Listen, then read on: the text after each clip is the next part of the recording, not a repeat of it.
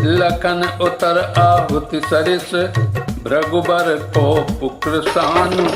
बढ़त देखी जल सम बचन बोले रघुकुल भान।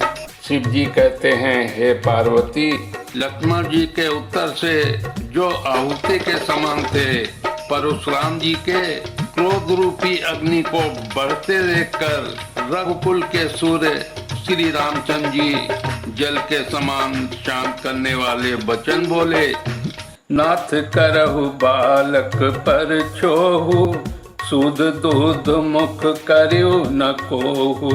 ज्यों पै प्रभु प्रभाव कछु जाना तौ की बराबर करत अयाना।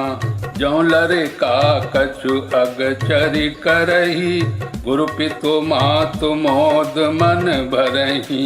करियो कृपा शिशु सेवक जानी तुम समशील धीर मुनि ज्ञानी। राम बचन सुनि कछुक जुड़ाने कई कछुल कन बहुरी मुस्काने। हसत देखी नख शिखरिस व्यापी राम तोर व्याता बड़ पापी। गौर शरीर श्याम मन माही कालकूट मुख पै मुख नाही। सहज टेढ़ अनुहरई न तोही नीचु मीचु सम देख न मोही। हे नाथ, बालक पर कृपा कीजिए, इस सीधे और दूध मुहे बच्चे पर क्रोध न कीजिए। यदि यह प्रभु आपका कुछ भी प्रभाव जानता तो क्या ये बेसमझ आपकी बराबरी करता। बालक यदि कुछ चपलता भी करते हैं तो गुरु पिता और माता मन में आनंद से भर जाते हैं। अतः इसे छोटा बच्चा और सेवक जानकर कृपा कीजिए। आप तो समदर्शी सुशील धीर और ज्ञानी मुनि हैं। श्री रामचंद्र जी के वचन सुनकर वे कुछ ठंडे पड़े। इतने में लक्ष्मण जी कुछ कहकर फिर मुस्कुरा दिए। उनको हंसते देखकर परशुराम जी के नख से शिखा तक सारे शरीर में क्रोध छा गया। उन्होंने कहा, हे राम, तेरा भाई बड़ा पापी है। ये शरीर से गोरा है पर हृदय का बड़ा काला है। ये विषमुख है, दुधमुहा नहीं, स्वभाव से ही टेढ़ा है, तेरा अनुसरण नहीं करता, अर्थात तेरे जैसा शीलमान नहीं है। ये नीच मुझे काल के समान नहीं देखता। लखन कहे हंस सुनो मुनि क्रोध पाप कर मूल।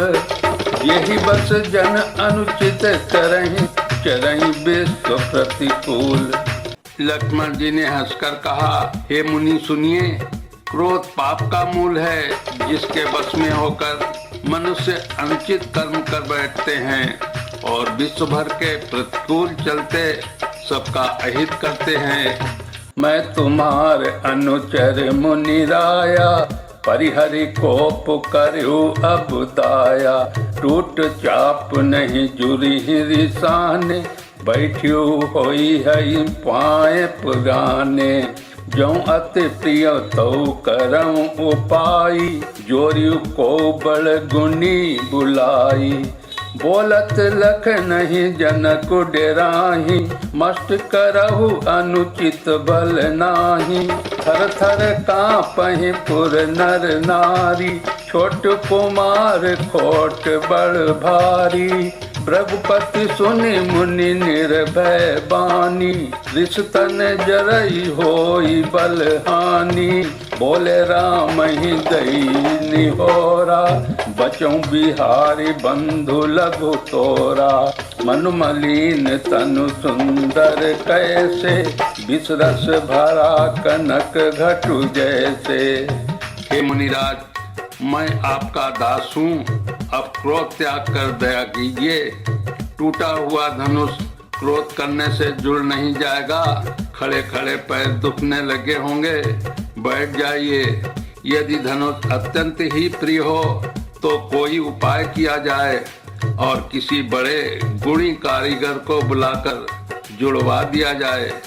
लक्ष्मण जी के बोलने से जनक जी डर जाते हैं और कहते हैं, बस चुप रहिए, अनुचित बोलना अच्छा नहीं।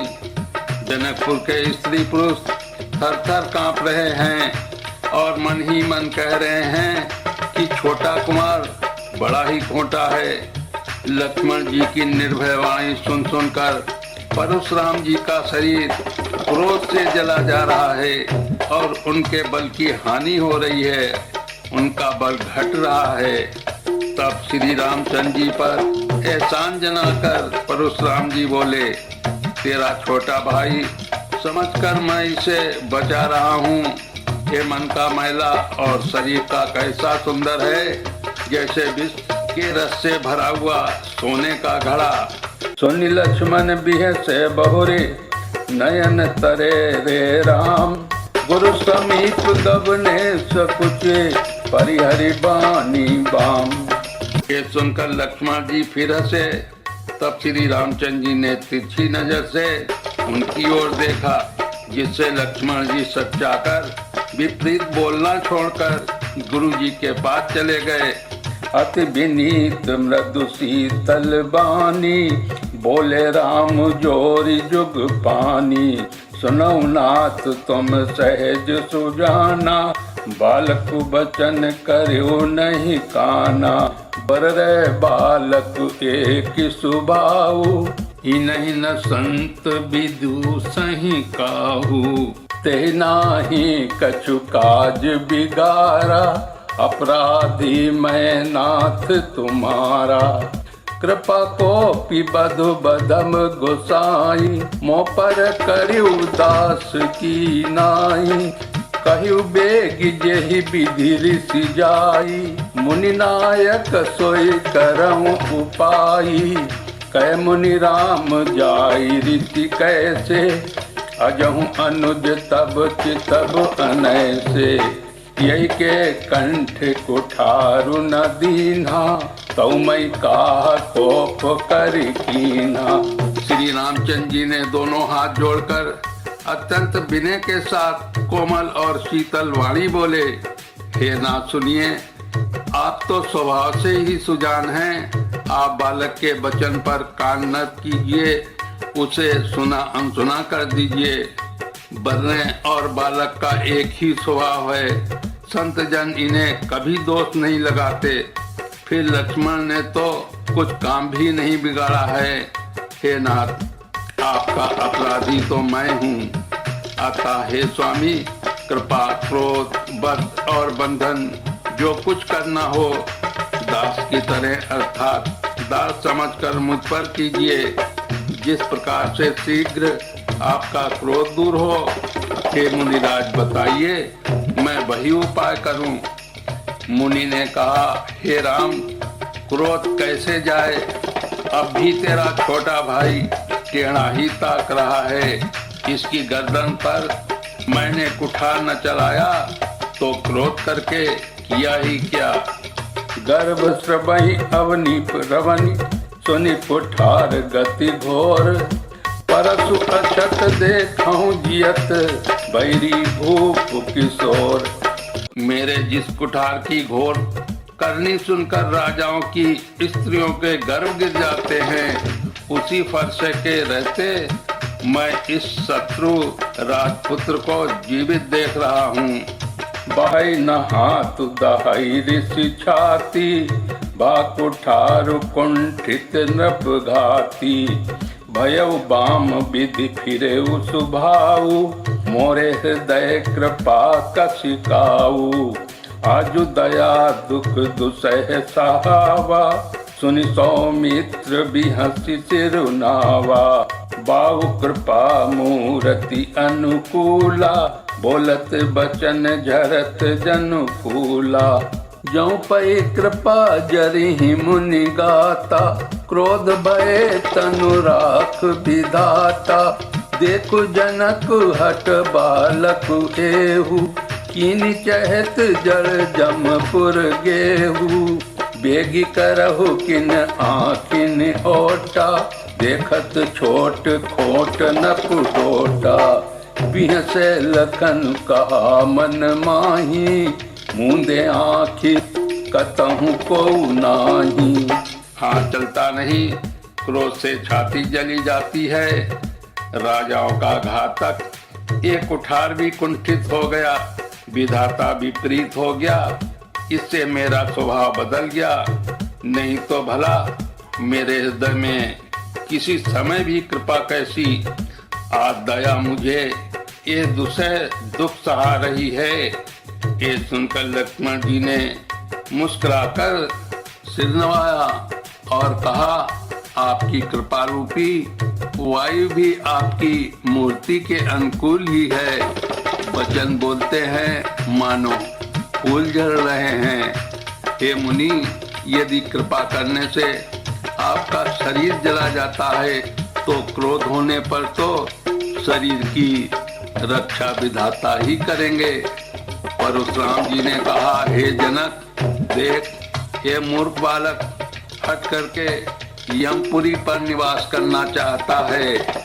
इसको शीघ्र ही आंखों की ओट क्यों नहीं करते? ये राजपुत्र देखने में छोटा है पर है बड़ा खोटा। लक्ष्मण जी ने हंसकर मन ही मन कहा, आंख मूंद लेने पर कहीं कोई नहीं है। परशुराम तब राम प्रति बोले पुर अति क्रोध, शंभु सरासन तोरि सठ करसी हमार प्रबोध। तब परशुराम जी हृदय में अत्यंत क्रोध भरकर श्री राम जी से बोले, अरे सठ, तू शिव जी का धनुष तोड़कर उल्टा हमी को ज्ञान सिखाता है। बंधु कहा ये कटु सम्मत तोरे, तू छल विनय करसि कर जोरे।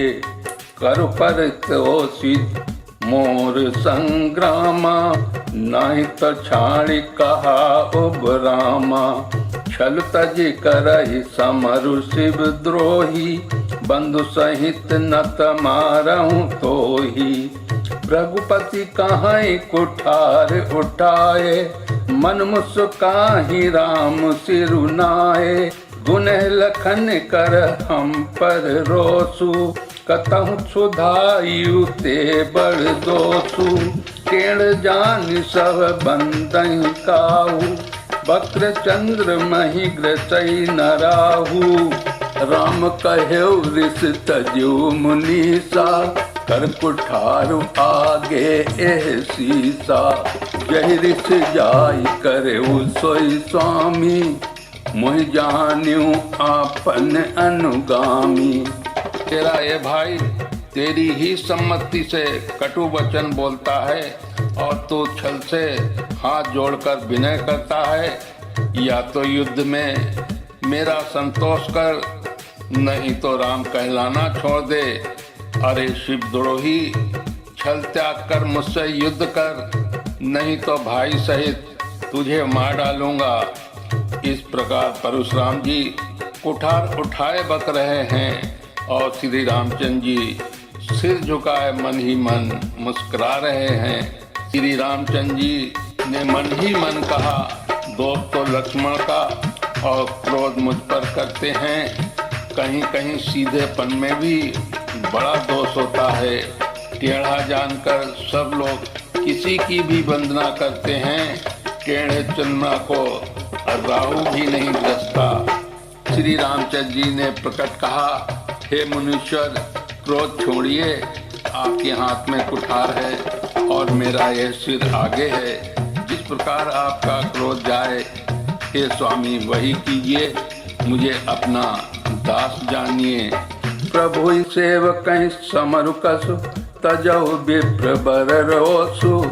बेसु बिलो के कैसी कछु, बाल कहूँ नहीं दोष।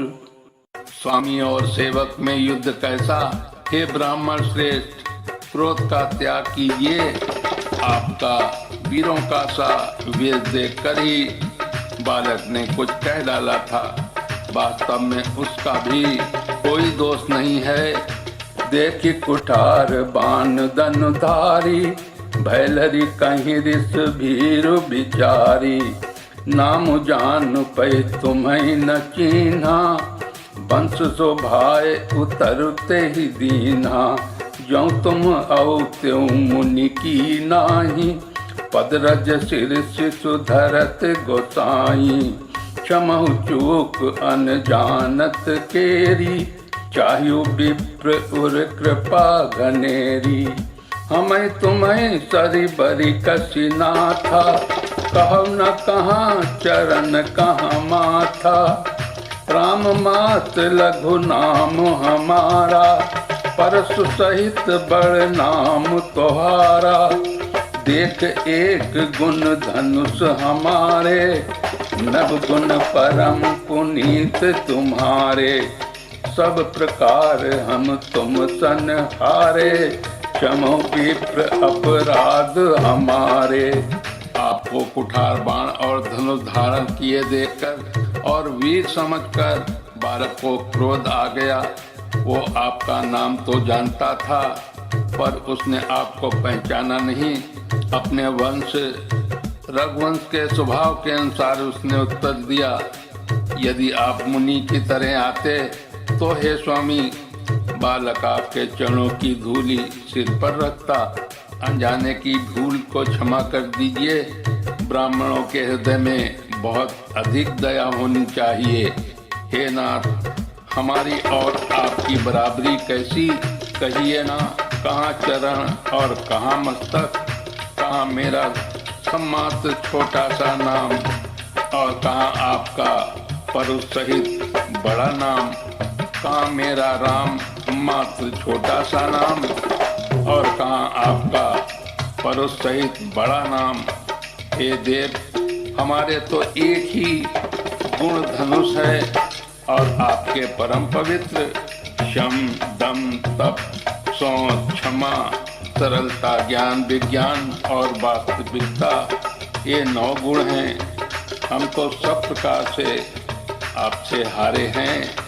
हे विप्र, हमारे अपराधों को क्षमा कीजिए। बार बार मुनि विप्रवर कहा राम सन राम, बोले भृगुपति सरस हसे, तहु बंधु सम बाम। श्री रामचंद्र जी ने परशुराम जी को बार बार मुनि और विप्रवर कहा। तब भृगुपति परशुराम जी कुपित होकर क्रोध की हंसी हंसकर बोले, तू भी अपने भाई के समान ही टेढ़ा है। निपटहि दुज करि जानहि मोहि, मैं जस विप्र सुनावहु तोहि। चाप सुबासर आहुति जानू, होपु मोर अति घोर कृसानु। समिधि सेन चतुरंग सुहाई, महामहीप भय पशु आई। मैं यही परसु काटि बलि दीन्हे, समर यज्ञ जप कोटिन कीन्हे। मोर प्रभाव विदित नहीं तोरे, बोलसी निडरि विप्र के भोरे। भंजो चाप दाप बड़ बाढ़ा, अहमिति मनहु जीति जग ठाढ़ा। राम कहा मुनि कहाऊ विचारी, ऋषि अति बड़ी लघु चूक हमारी। छुअतहि टूट पिनाक पुराना, मैं कही हेतु करऊं अभिमाना। तो मुझे निरा ब्राह्मण ही समझता है। मैं जैसा विप्र हूँ तुझे सुनाता हूँ। धनुष को श्रुवा, बाण को आहुति और मेरे क्रोध को अत्यंत भयंकर अग्नि जान। चतुरंगणी सेना सुंदर यज्ञ में जलाई जाने वाली लकड़ियां हैं। बड़े बड़े राजा इसमें आकर बलि के पशु हुए हैं, जिनको मैंने इसी फरसे से काटकर बलि दिया है। ऐसे करोड़ों उपयुक्त रण यज्ञ मैंने किए हैं, अर्थात जैसे मंत्रोच्चारण पूर्वक सोहा सबके साथ आहुति दी जाती है, उसी प्रकार मैंने पुकार पुकार कर राजाओं की बलि दी है। मेरा प्रभाव तुझे मालूम नहीं है, इसी से तो ब्राह्मण के धोखे मेरा निरादर करके बोल रहा है। धनुष तोड़ डाला, इससे तेरा घमंड बहुत बढ़ गया है। ऐसा अहंकार है मानो संसार को जीत कर खड़ा है। श्री रामचंद्र जी ने कहा, हे मुनि, विचार कर बोलिए, आपका क्रोध बहुत बड़ा है। और मेरी भूल बहुत छोटी है। पुराना धनुष था, छूते ही टूट गया। मैं किस कारण अभिमान करूं? जऊं हम निद्रहि विप्र बधि, सत्य सुनौ भृगुनाथ। तऊं अस को जग सुभट जहि, भय बसना वही माथ। हे भृगुनाथ, यदि हम सचमुच ब्राह्मण कहकर निरादर करते हैं तो ये सत्य सुनिए, फिर संसार में ऐसा कौन योद्धा है जिसे हम डर के मारे मस्तक नवाएं। देव धनुज भूपति भट नाना, समबल अधिक होऊ बलवाना। जौरन हमहि पचारई कोऊ, लरहि सुखेन कालुकिन होऊ। क्षत्रिय तनु धरि समर सकाना, कुल कलंक तेहि पावर आना। कहूँ स्वभाव न कुलसी प्रशंसी, कालहु डरहि नरन रघुवंशी। विप्र वंश कई असी प्रभुताई, अभय होई जो तुम्हि डेराई। सुनि मृदु गूढ़ बचन रघुपति के, उघरे पटल परशुधर मति के। राम रमापति कर धन लेहु, चहु मिटई मोर संदेहु। देत चाप आपुहि चलि गयऊ, परशुराम मन विस्मय भयऊ। देवता दैत्य राजा या और बहुत से योद्धा, वे चाहे बल में हमारे बराबर हों, चाहे अधिक बलवान हों, यदि रण में हमें कोई भी ललकारे तो हम उससे सुखपूर्वक लड़ेंगे, चाहे वो काल ही क्यों न हो। क्षत्रिय का शरीर धरकर जो युद्ध में डर गया, उस नीच ने अपने कुल पर कलंक लगा दिया। मैं स्वभाव से ही कहता हूँ, कुल की प्रशंसा करके नहीं, कि रघुवंशी रण में काल से भी नहीं डरते। ब्राह्मण वंश की ऐसी प्रभुता महिमा है कि जो आपसे डरता है वो सबसे निर्भय हो जाता है, अथवा जो भय रहित होता है वो भी आपसे डरता है। श्री रघुनाथ जी के कोमल और रहस्य पूर्ण वचन सुनकर परशुराम जी की बुद्धि के पर्दे खुल गए। परशुराम जी ने कहा, हे राम, हे लक्ष्मीपति, धनुष को हाथ में लीजिए और इसे खींचिए, जिससे मेरा संदेह मिट जाए। परशुराम जी धनुष देने लगे, तब वो आप ही चला गया। तब परशुराम जी के मन में बड़ा आश्चर्य हुआ। जाना राम प्रभाव तब, पुलक प्रफुल्लित गात। जोरी पानी बोले बचन, हृदय न प्रेम अमात। तब उन्होंने श्री राम जी का प्रभाव जाना, जिसके कारण उनका शरीर पुलकित और प्रफुल्लित हो गया। वे हाथ जोड़कर वचन बोले, प्रेम उनके हृदय में समाता न था। बोलिए श्यापत रामचंद्र की जय, उमापति महादेव की जय। लखन लाल की जय, भृगुपति परशुराम की जय। कवि तुलसीदास की जय।